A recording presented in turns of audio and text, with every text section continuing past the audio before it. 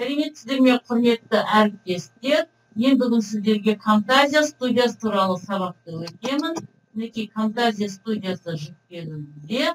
Фантазия студиясының басқа аналогтардан артықшылығы бұл жерде интерфейс алдын ала қарау, терезесін, уақыт шкаласын, қойындыларды масштабтау, аудиоэффектілер, түрлендіру, кесу, қию, жалғау, жалғастыру, барлық элементтерді бізге қолдануға рұқсат береді. Бұл элементтердің барлығын біз аудио-видеолардың реттеу кезінде қолданамыз. Олай болса, қазір бір мысалды көрсете отырып, сіздерге осы функцияларды түсіндіріп берейін. Мына бірінші жолақ, екінші жолақ қосамыз. Кемінде 2 жолақпен жұмыс істейміз. Қазір көрейік. Импорт медианы аштық. Осы жерде мінекей мен алдын ала Абай атаға керекті материалдарды осыған сақтап қойдым. Ашайық. Мінекей Абай атамыздың 3 мынаны копировать етіп былай сақ болады. Жоқ болмай тұр. Мінекей үшеуі түсті. Мінекей телефонның видеосына жазылған өлең. Мінекей, одан кейін мінекей музыка. Мінекей әкелдім екінші жолаққа, үшінші жолақты қосамыз. Оны жұмыс барысында көрейік. Қазір мінекей мынаны біраз реттеп алайық.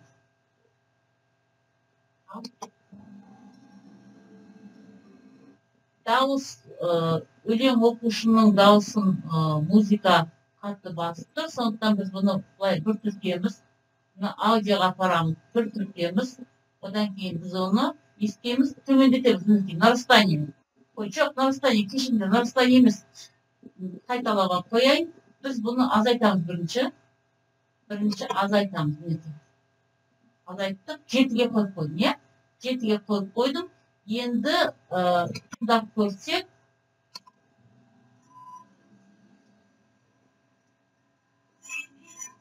Яғни бас жағында амандасты, басталады ма деп сұрады. Ол бізге керек емес. Біз оны кесіп тастаймыз. Жолақты түрттік, кесуді бастық, одан кейін билетті бастық. Билет, белгілейміз не жерде. Одан кейін билетті бастық. Орнына қойдық. Енді мына музыканы біз жаңа кішірейттік. Енді музыканы бірден біз нарастание қояйық. Бас жағы. Жоқ, музыканы емес. Мына музыканы басасыздар. Нарастание көрдіңіздер ма? Жайлап өседі музыкасы. Жақсы.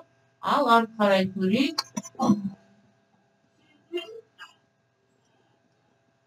Енді біз тақырыпты қойып алайық.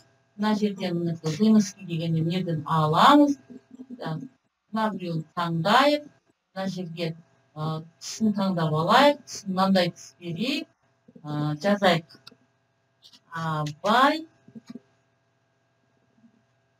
Абай ата деп қояйық. Абай ата деп қояйық. Абай атамыздың өлеңдерін оқыватырмыз ғой. Абай ата дейік та. Не жерге не істеп, не жерге жұмаға қояйық. Мынаны жоғары көтерейік.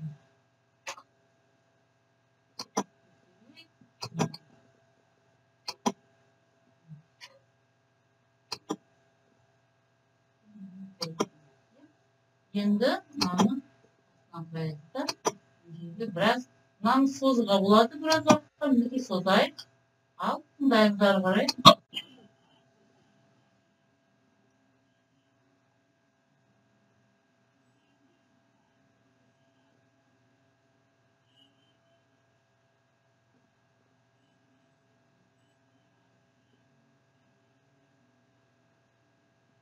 Жақсы.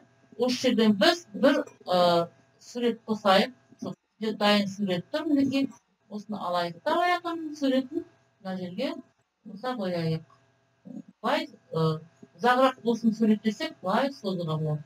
Енді мына жердегі суретті алып, не істейміз? Біз жоғарыға көтеріп, реттейміз. Ал кетті.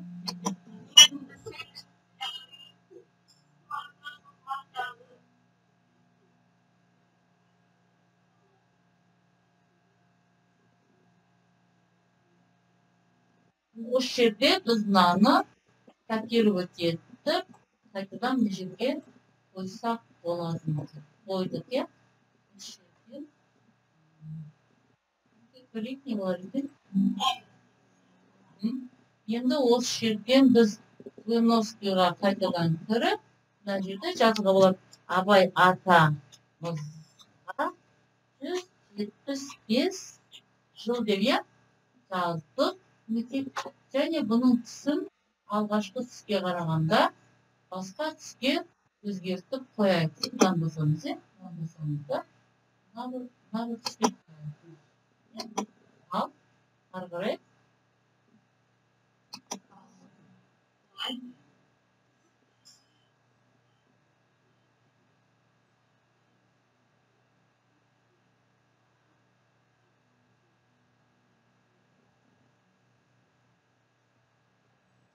Осы жерде аяқталғанымыз көрініп тұр, иә? Мына жерден аяқтайық. Осы жерден аяқтайық. Мінекей мына жерді, яғни соңғы жағын не істейміз? Кесіп тастаймыз артық жерді. Мына жерде соңғы жағын музыканың, оны да белгілеп ұмытпаңыздар. Енді не істейміз? Мына музыканы қайтадан басайық, сөйтейікті соңғы жағын жайлап қояйық. Затухание. Енді біз бұны не істейміз? Сақтаймыз. Біздің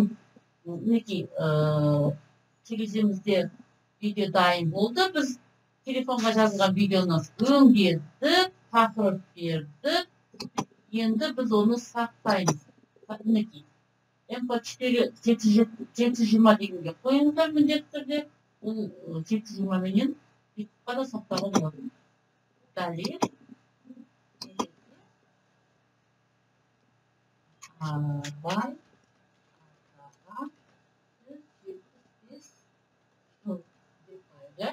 атаға дейміз ба? Атамызға деп. 175 жыл. Готово. Мінекей сақталып жатыр. Біздің жазған, фантазия студиясында жазған видеомыз сақталып жатыр. Қазір болып қалады. Сондай бір жатысы аса тиімді бағдарлама. Готованы басам. Готово. Сохранить дегенде да дейміз. Тағыз деп тақырып береміз. Өйткені бұлар екілер сақталады. Абай ата деп қойдым. Абай атамызға 5 жыл.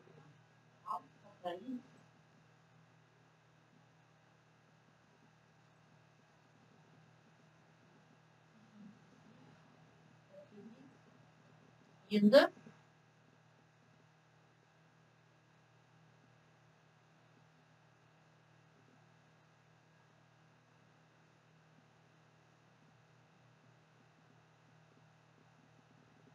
тамаша. Мінекей осындай видео пайда болды. Енді ол видео қайда сақталды? Біз оны іздейміз. Мінекей компьютерді ашамыз. Документті ашамыз. Көрдіңізде, Вандикан, Фантазия, Зон барлығы бір жерде сақталды. Бұлар автоматты түрде сақталады. Біз Фантазияны аштық. Оның ішінде жаңа не деп айттық? Абай атамызға 175 жылда сақтадық, иә? Мінекей аштық. Мінекей Абай атамыздың арнаған жаңағы видеомыз сақталды. Bunu kopировать етіп, жұмыс істеуіне қорқасақ болатыны kopировать етіп, мынаны жабай, мына жерде мінекей жұмыс істеуіне бізге дайын болды. Міне, бүгінгі фантазия студиясы туралы алғашқы сабағымыз аяқталды. Тағы осы функциялар туралы келесі сабақта сіздерге көрсетемін. Дер салып тыңдағандарыңызға рахмет, сәттілік тілеймін.